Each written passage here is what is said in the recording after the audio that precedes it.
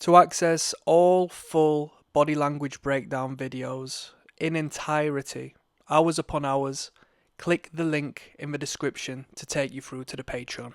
Thanks. Everyday Superpower, where we talk body language, relationships, game, and everything in between. If you're joining me just now, you're going to learn above and beyond. My apologies, people. Bit gassy. Don't go in on me. I'm a bit gassy. I'm a bit windy. All right, I'm enjoying my time. You're going to learn some good game. You might as well subscribe now if you're just joining me. If you want to understand the full fathom of what I'm discussing, I've composed a playlist on this particular video we're assessing. So the comment section will have a link to the playlist. But without further ado, we're going to continue in. What you see before us is a host going down a line of men. These men have chosen their crush that stands before them in a line of women. Okay, over a series of brief speed dates and communications. We are on round 3 now, as opposed to the start of the program. That's why I referenced the playlist. But we're on to the last 2 people. The host is going to go down to number 13 and 14. He's going to ask, you know, what's your ick when it comes to women? And who do you choose? Let's find out what these 2 have got to say. What would you say your biggest ick is?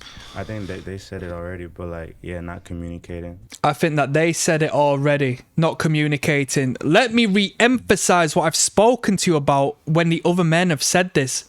You are in the right place because you're here watching this YouTube video to understand how the masculine and the feminine entwine, correlate, and what they need from each other, and what your general man is like and what your general woman is like. All of these men are saying, my ick is women who don't communicate well.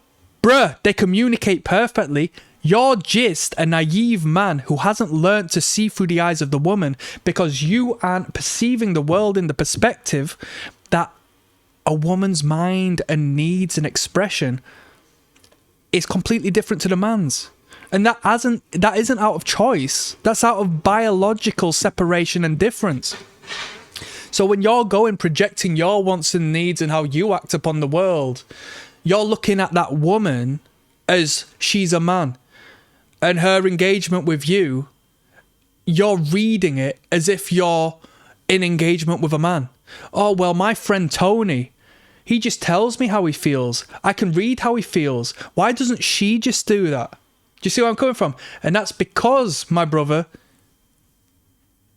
you're not educated in how a woman operates and how she expresses herself, right? You need to learn both in separate ways, in different ways.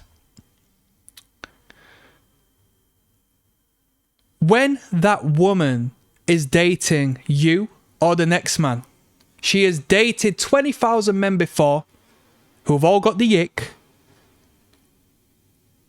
of how she apparently doesn't communicate well. In her world, she's like, of course I can. My girlfriends know exactly what I mean and how I feel. Why can't he see that? So, like you projecting your masculine gaze upon her, she projects her feminine gaze and reality and perception of reality upon you. So when you come through and break through the noise as a man who sees through her eyes instead of being egocentric and self-centered and looking at the world and perceiving it as you're number one, I'm the best, I'm the be-all and end-all, I'm the main character, everyone should just be frontal and understood by me. And when they're not understood by me, it's nothing to do with me, it's to do with them. When you don't abide by that, which is what all of these men are doing, and you take the time to learn and educate yourself, you are 1 in a million. And she's not going to want to throw that away. And if she does throw that away, you're going to be on her mind forever because she will never have met any man who understood her and saw her the way you did. Pay attention. Not only that, but this guy's come forth and he says, these guys have said it all before. What? So your ick is what all these other guys have said. You're just like everyone else. That's not attractive. There's no unique value. There's no separation from the rest. Yeah, you might be able to form a degree of familiarity with the rest of the boys, but as far as this dating program is concerned, you're not going to get no points from the women by just saying, yep, same as these dudes. Do you know? Have some identity. Have some character. peacock in a fashion that you're not afraid to go against the norm and deal with friction and put yourself in harm's way by maybe having an opinion of your own. Effectively. I know it doesn't seem like if I'm really big on talking and like but so yeah, just like sharing feelings. I don't gotta know everything about you, but like as time goes on, like being able to just open up, Yeah. that'd be cool. And I chose number 7. So we saw that coming. We got a thumbs up. 'Cause we gotta fight for real. Nah, just fine.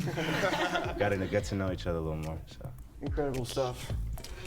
Pay attention to the host. He says incredible stuff. He sounds worn down. He sounds tired. Look, his head says no as he says incredible stuff. Watch. gotta get to know each other a little more. So Incredible stuff.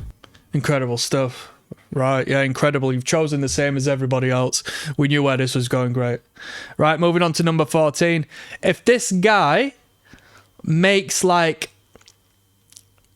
a jokey flirt with the host, it's a crazy situation because he's done that 2 out of 3 times so far, and this is his 3rd time.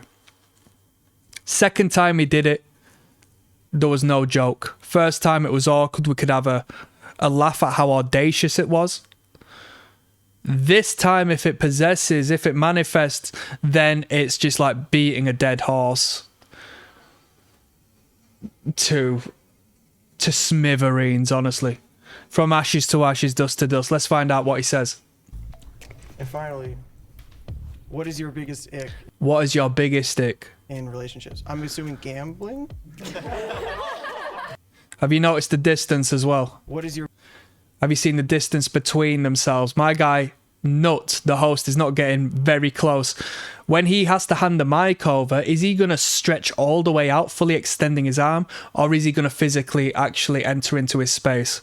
This is attraction versus repulsion, people. Not on a sexual basis, but in an interpersonal basis. Let's go. your biggest ick in relationships? I'm assuming gambling. No, so my Fully extended, full extension of the arm. He couldn't be any further away from the contestant. He could not be any further away. my biggest ick in relationships would probably be laziness. I Laziness. really would find it probably hard to date someone who just can't get up off their couch and is always Now, these ladies are going to agree, right? Non-verbally. Yeah. Because they don't expect that from you as a man. They don't want a lazy man. But they don't want to be perceived as lazy themselves because they know that's going to be a detraction. Reality is, unconsciously, these ladies know that they like to watch Netflix. These ladies know that they don't want to be pressured by their man to go to the gym and all this and that. These ladies don't want to hear you say that it's triggering for me, triggering for the lady to be lazy. Because the woman is receptive. When there's intercourse, what happens? There's an active phallus and there's a receptive yoni, right? The penis and the vulva, for those who don't know. In the mind, there's a masculine and feminine. The masculine is the will to take action. But prior to that, there is the imagination. And there's the conceiving of an idea. That's the feminine. In the sky, the sun is the active principle, whereas the feminine is the moon, the receptive. Across the board, this is the way it is. If I, as a feminine that has resided on planet Earth for long enough to be a fully grown adult now, I've experienced the patterns of what men and women are due to my own unconscious scientific and biological economics. If this guy comes forth and says he doesn't want me to be lazy, I'm thinking, well, I attribute laziness to the feminine as opposed to the masculine. Does he want me to be more masculine? I need him to be active. Active isn't to be pinned on me. It's like the woman who comes forth and says, I'm independent. And it's like, well, realistically speaking, if you were attracted to me and you had no deep-seated trauma that rid you of the potential of being connected to me. I would assume in a relationship, you wouldn't be so independent. Because naturally speaking, that's my position, my role, and that's what you find attractive in me. Because if I'm the independent one, you pursue me, pedestalizing me into masculine position, in dominant position, that being the position you find comfort in, that being the position I can protect you in, that position I can be the teacher in, that position I can be the leader in, and these masculine principles that I'm not saying is right or wrong, but for some strange reason, you as the feminine animal tend to find attractive, and I see this manifest in the world around me, and if I don't personify these particular traits, you will unconsciously, for some strange reason, find attraction to my friend who does. The woman in your life can be lazy, overweight and all this and that, that's up to you. Like, if that's what you're implying when it comes to laziness. But if you want your woman to be a career-driven woman, and you want your woman to be this, that, and the third,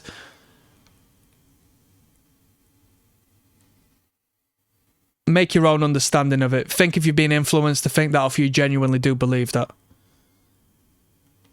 Because as far as the natural progression is concerned, you as a man should ensure she has a position, or at least you're working towards a position, where she doesn't need to do anything. She doesn't need to exist in this masculine realm. She can do if she wants to. She has the right of choice to do whatever she wants to do, be whoever she wants to be.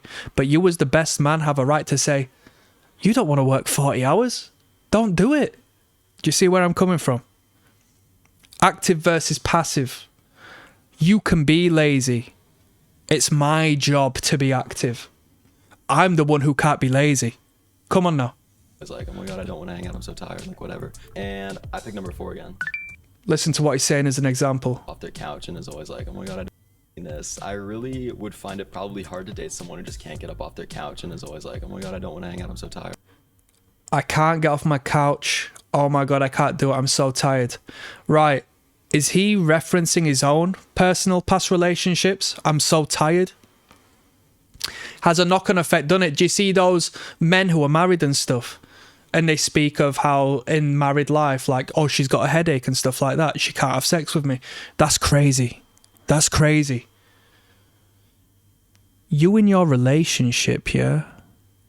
That woman who is in your life will never, ever have excuses to be physically engaged with you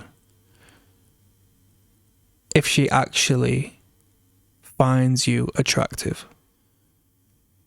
Yes, if there's a reality to it, i.e., she's fallen off the bed, hit her head, and it's a bit of an awkward time to get it on, right? Yes, no doubt.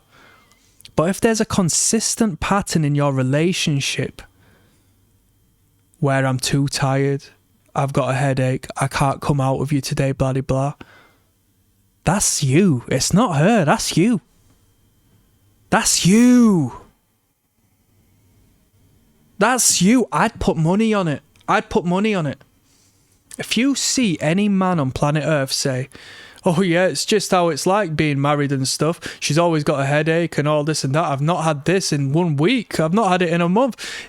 Bro, that's nothing to do with her. She'd rather shag behind his back each and every day of the week with someone she actually finds attractive. It's nothing to do with her. It's him.